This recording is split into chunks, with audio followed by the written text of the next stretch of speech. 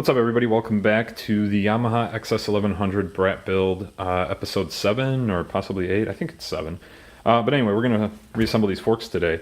So yesterday I've got from Partzilla my new fork seals, and you can see the difference in the old ones. Let me show you the old ones too there. So the old one's on top here and the new one's on bottom. You can see how much skinnier the old one was. It's also a bit narrower, I guess would be the word. It's just not the right size, the old one that was in there. It looks like it's the same width, but actually the new one's just a hair bigger, which is probably why the old one wasn't sealing that well and causing leaks. It's also skinnier, like you saw, and it doesn't have the lip. So this is the proper one. I got this from Partzilla, ordered directly for my bike. This is the genuine Yamaha Seal. There's your part number if you have this bike. It's a 78 standard. So this bike came in a special version and a standard version, and they use different fork lowers, I think, possibly uppers too. I'm not 100% sure, but basically there's like 4 or 5 different seals that fit for different bikes. It looks like I got the right ones for this because I kind of came in here the other day, I was testing the fitting, and this looks like it's going to fit. It's going to be very tight, which is what you want. Now the problem is, because of this lip and bushing, I don't have a proper fork seal pounder or whatever you want to call it, so I'm going to use this socket, big old socket, to put it in. But the problem is, because of this lip, that socket will crush the lip if I put it. So I solved that by taking these 2 washers that come once for each seal, but I'll just use both on as I put them both in, stack them on top, and then use that, and that'll give me the clearance so I don't bust up that lip on the seal and pound it in there. These are nice because you just literally just drop the seals in there. You don't have to take everything out, all the bushings and all that. And so this is actually a pretty easy fork to work on as long as you can get the right seals.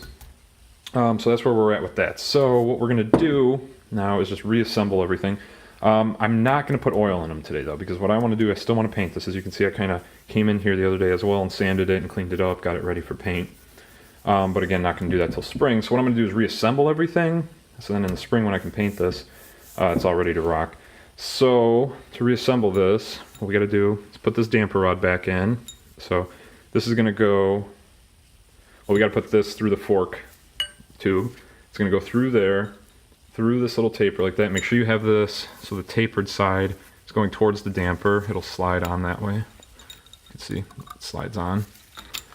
So that's going to go into this, and then this Allen bolt will go through the bottom here and screw into this from inside. So this will be in your tube. Tube will be in here, and then you'll Allen bolt it in. But before we do that, we're going to put our fork seals in, pound those in, get them nice and tight on both of those. And then one washer goes on top, and then a snap ring to hold all that together. Then the tube goes in, then the damper, then we reassemble everything. And then we're all good to go. I can put those aside, wait till spring, paint them, top them off with fork oil. I also bought myself a nifty little fork oil syringe. So come springtime, when I put the fill in the fluid, you'll see how this works. Basically, you fill up the fork to where you think it is, and then on this rod, if I can show you here, it's got different measurements. You find the measurement that's specified for your bike, and you use this to kind of lock in that measurement. So this will sit on top of here. That rod will go into the exact depth it needs to, and you just syringe out all the extra. Easy peasy. So that's pretty cool tool. Let's see how that works. Like I said, I've never done this job before in the last video. So it's a big learning experience for me. Yeah, really enjoying it though. It seems like a pretty easy job, assuming you can get the right seals.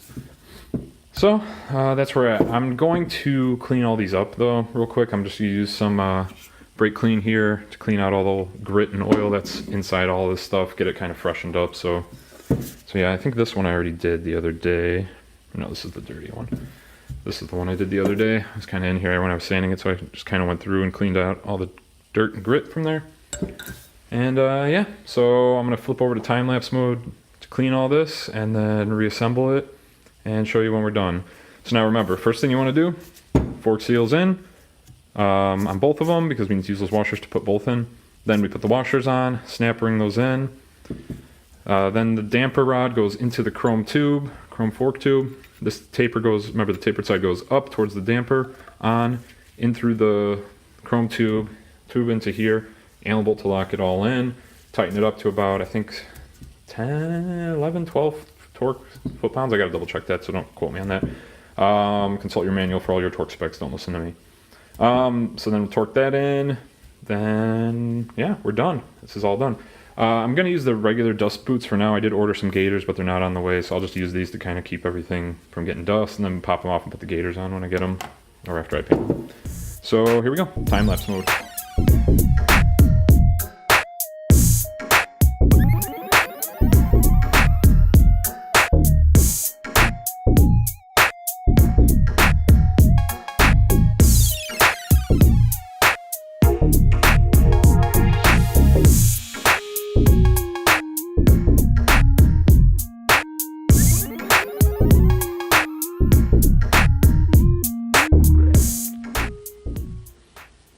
And there you have it.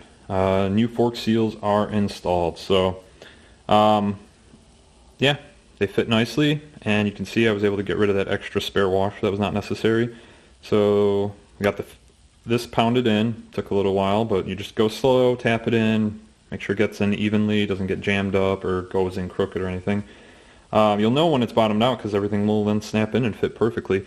So I guess I got lucky and I got the right seals from Partzilla. So if you're looking for, if you have these forks and you're looking for the right seals, I recommend Partzilla. I think they were like 15 bucks. The shipping was kind of expensive, but you know, I picked up some other little nuts and bolts while I was ordering that.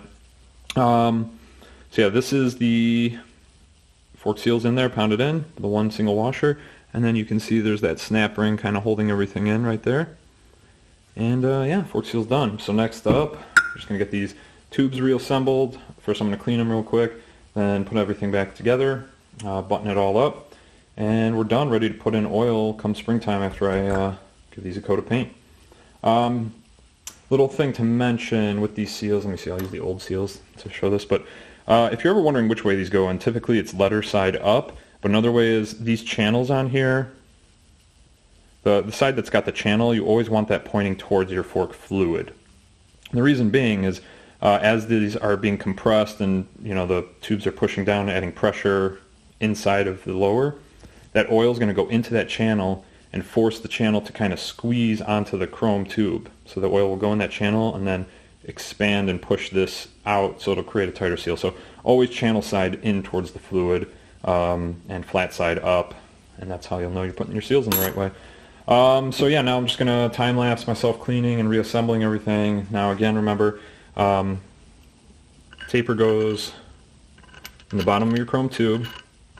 Damper rod itself goes in there. It'll go through that taper, and then it should come out the bottom of the fork, and then, or rather, it won't come out the bottom, but you want to line it up in the middle there, and then you'll Allen bolt into this taper, into your damper rod, and that's reassembly. It's a little finicky because you got to get everything kind of perfectly lined up, and then tighten it back up. I don't know the torque spec offhand. I'll look it up in my book, but I think it's around 12 to 16 pounds. Again, just gonna finish this all up, so here we go in the time lapse.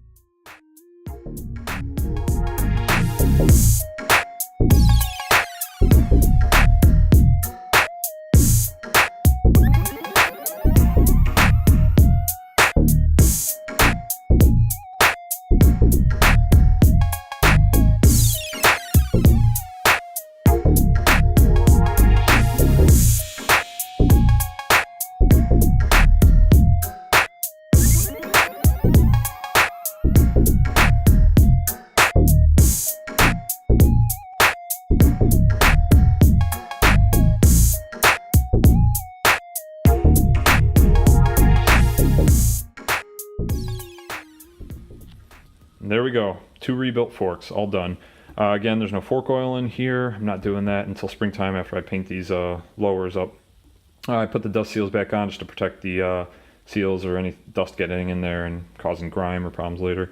The biggest problem I had reassembling these was getting these end caps, or at least the first end cap to go.